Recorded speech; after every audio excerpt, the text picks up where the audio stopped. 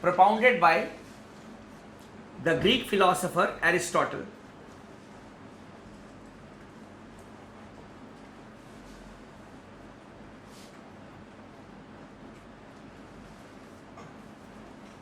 Aristotle used to say that rule of law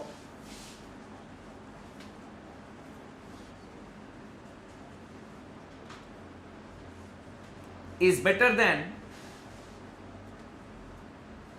rule of men.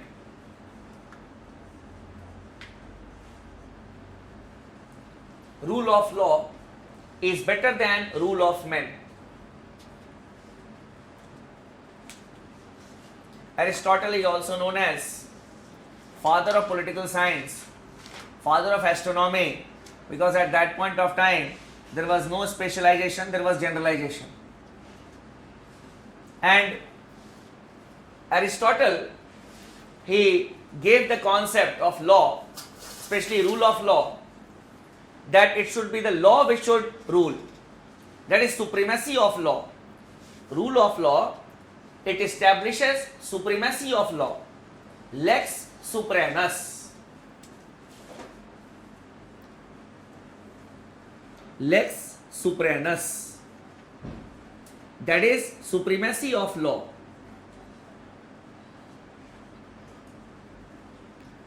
Means the law should be supreme. That is what we have written here. No one is above the law. Whether you are rich, whether you are poor, all are equal in the eyes of law. Now, Aristotle was of the opinion that rule of law is better than rule of men. Aristotle felt that in the absence of a law, even the honest magistrate may deviate from his duties. For example, if I am a magistrate or if I am a judge, and if a case comes before me, if I have got a written law, then I may not be biased, whoever it is. For example, if one of you are a party to the case, in the absence of a written law, I may be biased towards you. Chalo, he or she is my student, so I should be a bit lenient.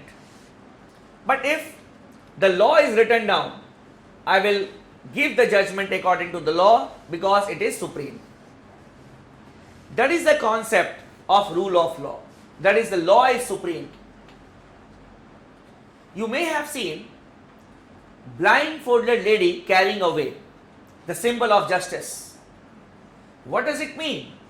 It means that I know no one and all are equal. On the basis of the evidences, I will give the judgment. That is the idea. A blindfolded lady. That is, the law is blind. It is not the other concept that the blind law. Blind law is a negative concept. That do whatever you want to do. The law will not say anything. Law is blind, that it is on the basis of the merit of the case, the judgment will be given. In the modern times, this concept of rule of law was popularized by Professor Dicey.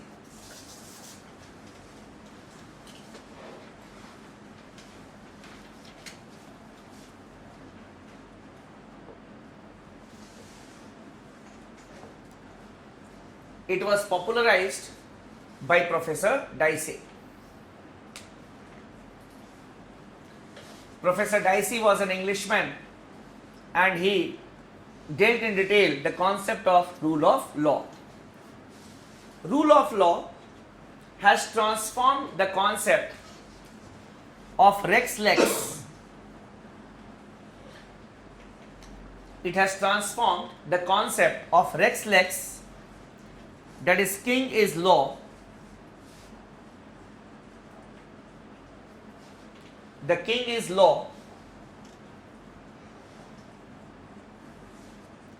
to lex rex, that is, law is the king.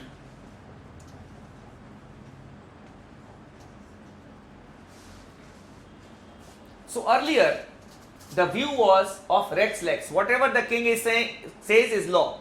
Now we have lex rex, that is in democratic societies, that is law is the king, law is supreme. But there are some exceptions to equality before law. Some people are exempted from it. Now, what are the exceptions to equality before law?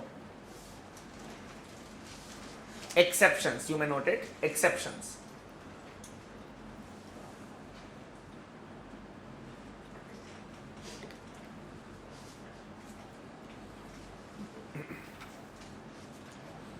First, the president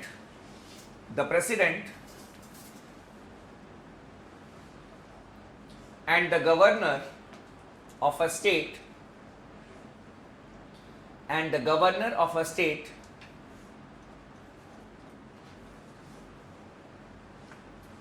is not answerable in a court of law,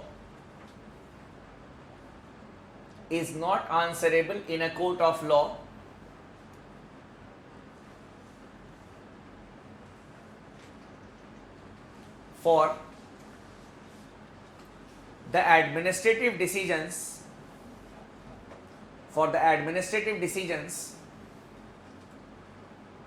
taken by him.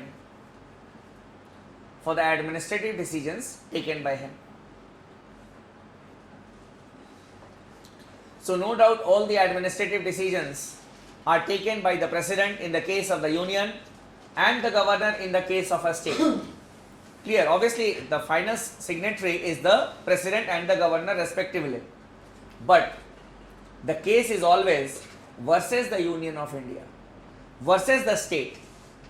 So the president or the governor, they are personally immune from this. They are not answerable in any court of law for whatever decisions that they have taken in their administrative capacity.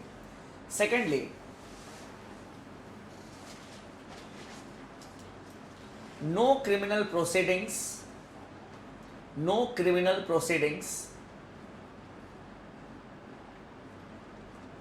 can be initiated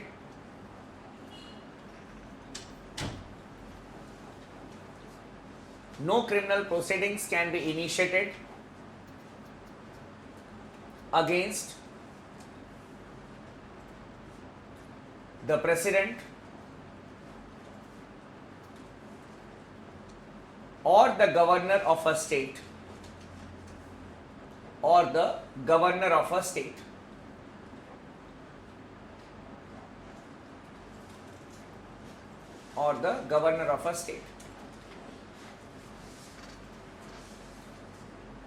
If a case is pending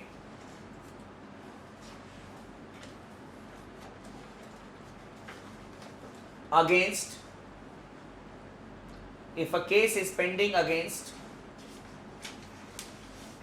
a person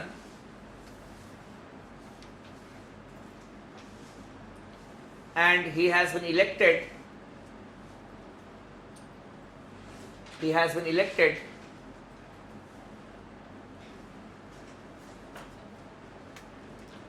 as the president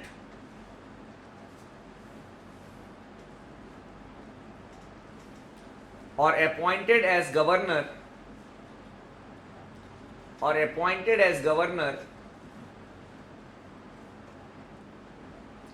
then the case is withdrawn.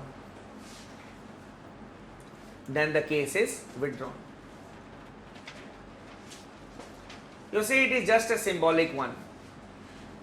It is not that the convicted person can be made a president, because the qualification for the president's office is that the person must be qualified or must be eligible to be elected to the Lok Sabha. And in the Representation of People's Act, in the RPA, we have got a clause that if a person has been convicted for more than 2 years or for 2 years, he cannot contest the election. So in that case, obviously he will not contest the elections. But if a case is pending, criminal case is pending against a person, if he is elected as the president or he is appointed as a governor, that case is withdrawn. It is a symbolic one, because if there is a criminal case against the head of the state, then God save that country. So it is basically a symbolic one. It is not that. Last, we can say, Saturday most probably, I was taking a class somewhere and one of the students said, sir, in any case, if the president murders someone, then what will happen? There is nothing called ifs and buts. Why the president will murder someone? Clear. So we should not think about such type of things. I face many type of questions like this. So I faced a question like this. No, sir, suppose if he has murdered. The student was adamant. So generally then I applied my common sense, because it is not written somewhere, because I am also a human being. So I said that there is a process for that. First of all, the impeachment of the president should take place, and after that he is an ordinary citizen, and then only the action can be taken against him. Clear? But it is not written anywhere. These are ifs and buts. As it was a question, I had to answer it anyhow. Otherwise the student will feel that the teacher knows nothing. He has got less common sense than me. So I felt happy that when you did not ask such type of questions to me in the class. Then third exception, a foreign diplomat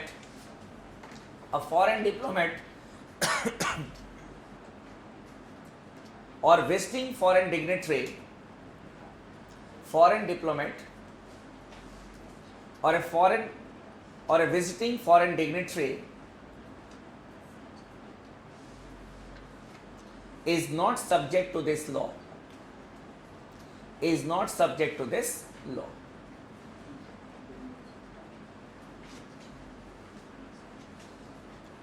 So even if a foreign diplomat or a visiting foreign dignitary, that is the head of the state of another country or head of the government or any representative of the state who has come to our country, if these people commit any criminal offense in this country, they are not going to be punished in accordance with the law of our country. Clear? Even the ambassador of any country or any diplomatic staff, he indulges in a criminal activity in this country, what we can do is, we can just ask him to leave the country within a reasonable time. That's all. It is a convention, UN convention is there, and our ambassadors are also exempted from it. These were the, we can say, exceptions to equality before law. Now coming to equal protection of laws. Excuse me, sir. Yes. So then what would you say regarding the recent incident of based on this third point, whether foreign diplomat is guilty of that women kidnapping and trafficking, the recent incident? The thing is that if he is a diplomat, clear, if he is having diplomatic immunity, then he will be sent back to his country. We cannot do anything. We can send him, we can ask him to pack the baggage and go to his country. We cannot do anything if he is having diplomatic immunity. Clear? And this had happened with our people also. One of our diplomats, he was indulged in domestic violence. He was posted in United Kingdom. He was indulged in domestic violence. And what happened one day, he mercilessly beat his wife and she bleeded like anything, but he was not punished under the British law. We asked him to come back to India and we have started a criminal case against that person in our country. Why this law is there? So that some of the countries may misuse such type of laws also. They can misuse such type of laws. That is why we have got diplomatic immunity. Now coming to equal protection of laws.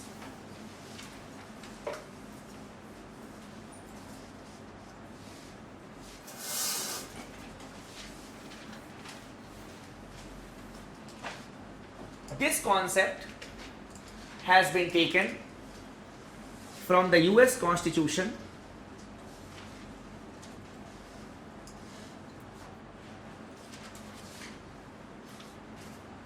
it holds that likes to be treated alike.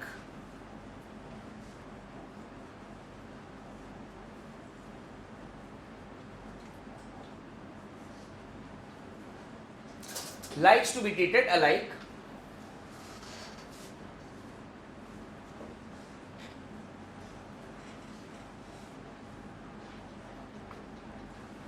Equality in equal circumstances.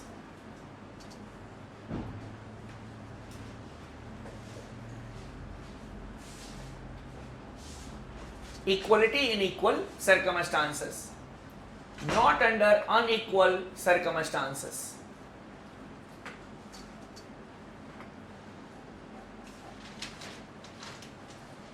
Equality in equal circumstances. So, equality before law means all are equal in the eyes of law, but equality should be there only under equal circumstances, not under unequal circumstances. So, both have been given, we can say, placed under one article, that is article number 14. Now coming to article number 15.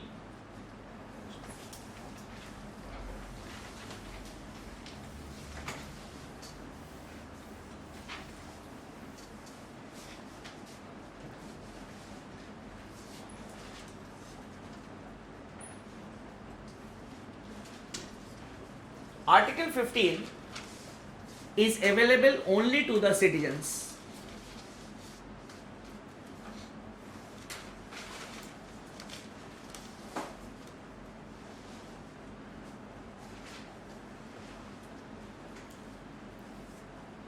Article 15 is available only to the citizens.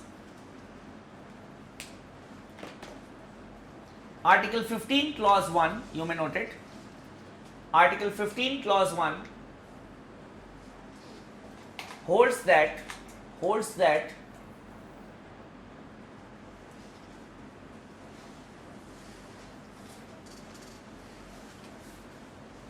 the state shall not discriminate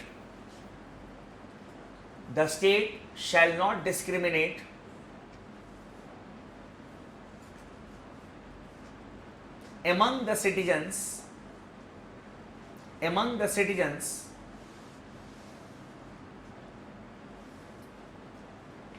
only on the grounds of place of birth, only on the grounds of place of birth, religion, caste, sex, color or race.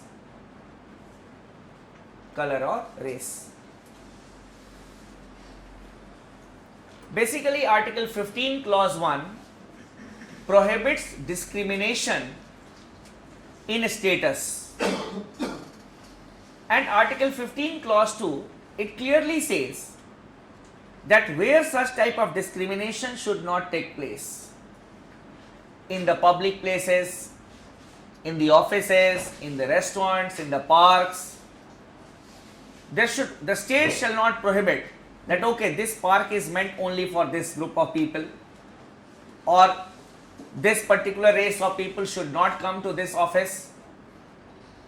Such type of policies shall not be made by the state. But there are some exceptions to Article 15 clause 1, and we see discrimination on the ground of sex, or we can say caste.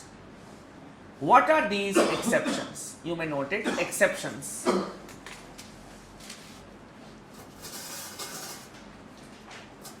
Article 15 clause 3, Article 15 clause 3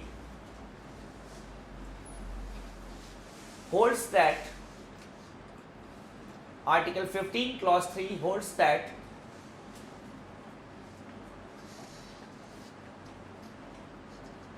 the state can make special provisions, the state can make special provisions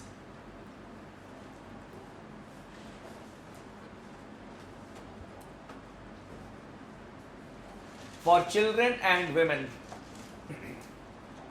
for children and women.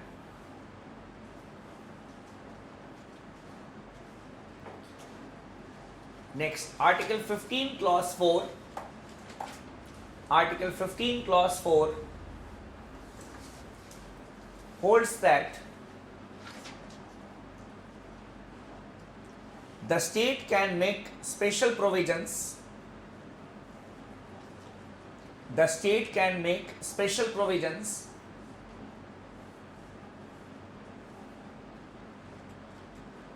for the socially and educationally backward classes, for the socially and educationally backward classes,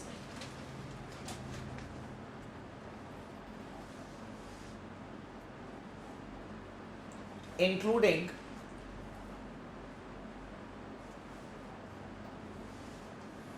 the scheduled caste and scheduled tribes, including the scheduled caste and scheduled tribes.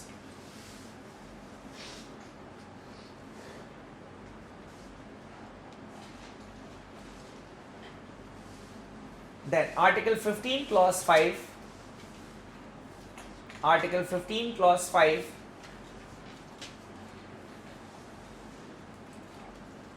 the state can provide reservations, the state can provide reservations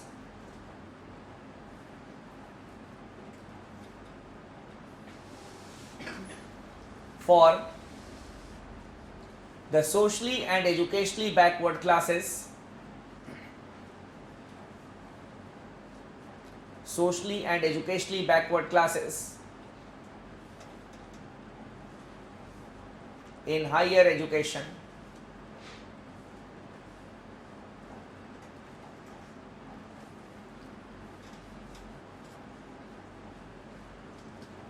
There was a lot of reaction in this country when OBC reservation was introduced in the IITs, in the medical colleges, and not only this, in the other colleges also.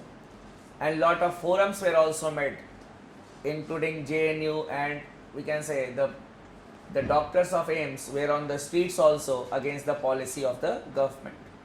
But this article, that is Article 15 clause 5, provides for reservation in higher education. These were the articles under Article 15 that we need to understand. Then coming to Article number 16.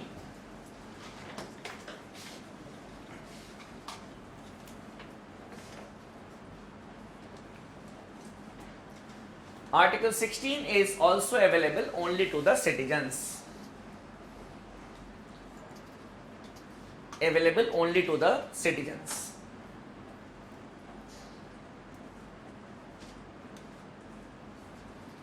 Article 16 provides for equality of opportunity,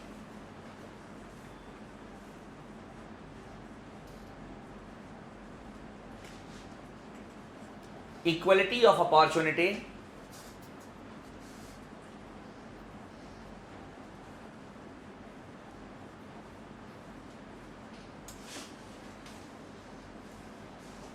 in public employment, in public employment.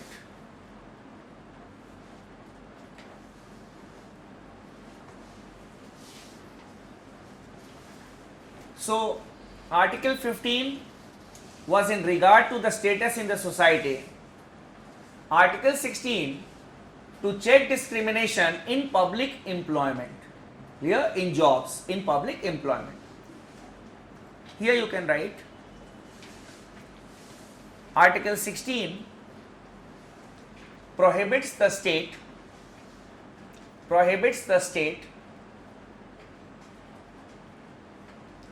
from discriminating among the citizens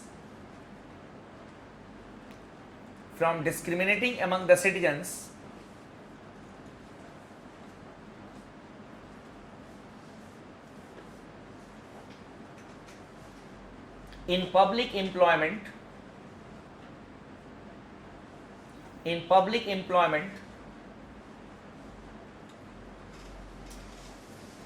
only on the grounds of place of birth, only on the grounds of place of birth, religion, caste, sex, color, or descent, DESCENT, or descent. But we have seen that there is discrimination, we have got reservation also in jobs, but that is constitutional. Clear? So what are exceptions to Article 16? Exceptions. First, Article 16 Clause 3, Article 16 Clause 3 holds that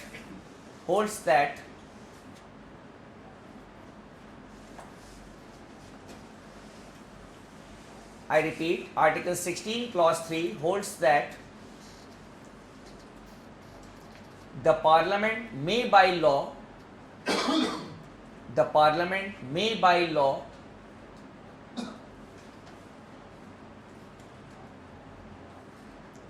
provide for residence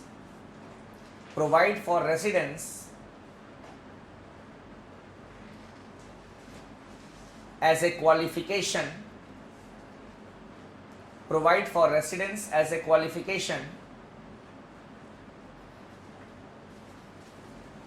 in certain jobs,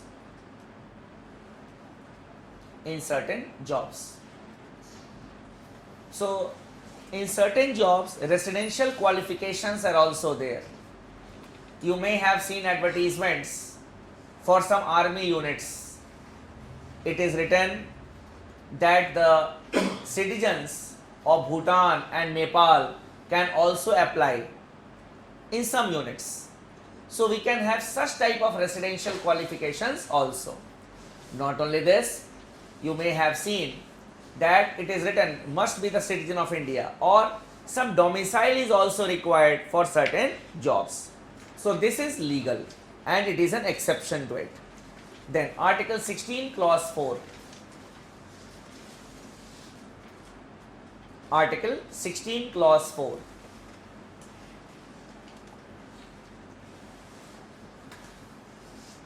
It holds that, or Article 16 Clause 4 holds that the state may provide reservation,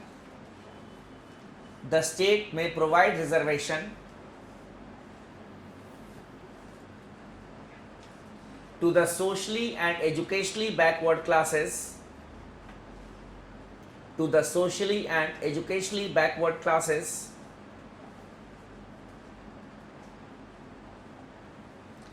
including the scheduled caste and scheduled tribes,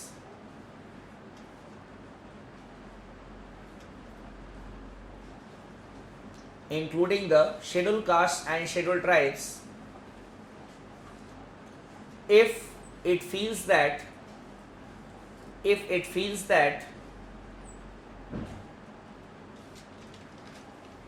the community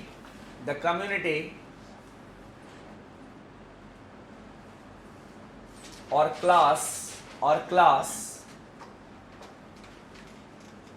has not been adequately represented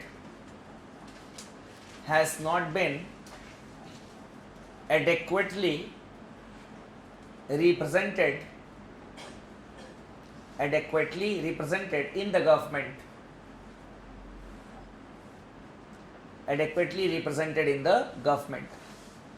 you can write as note Article 16 Clause 4. Article 16 Clause 4 is an enabling clause. Article 16 clause 4 is an enabling clause. Enabling, ENABLING. It is an enabling clause, and the reservation is not mandatory. And the reservation is not mandatory.